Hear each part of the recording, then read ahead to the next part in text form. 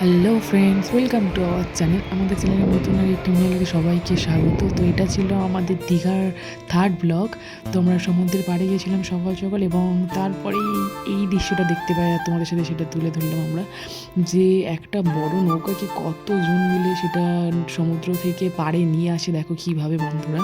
তো আমরা তো দেখে সত্যিই অবাক হয়ে গেছিলাম যে এত বড় নৌকাকে কতজন মিলে বাঁশের সাহায্যে কাঁধে করে নিয়ে একদম সেই পাড়ে নিয়ে যাচ্ছে।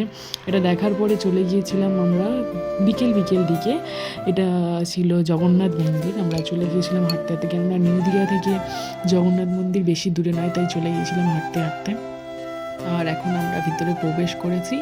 তো চলো আশপাশের ভিডিওটা তোমাদের দেখাই, তো দেখতে থাকো।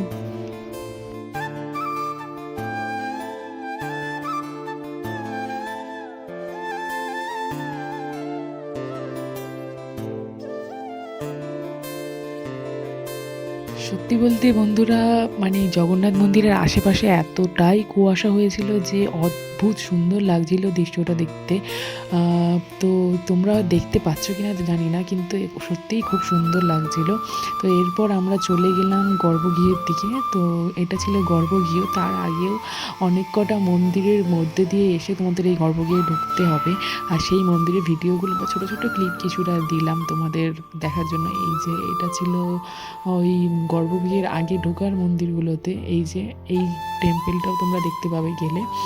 তো ভিতরে যেহেতু ভিডিও করা যায় না, তাই আমরা ভিডিও করতে পারিনি, তাই আশেপাশে এবং মন্দিরের সমস্ত কাজগুলো তোমাদের সামনে তুলে ধরলাম।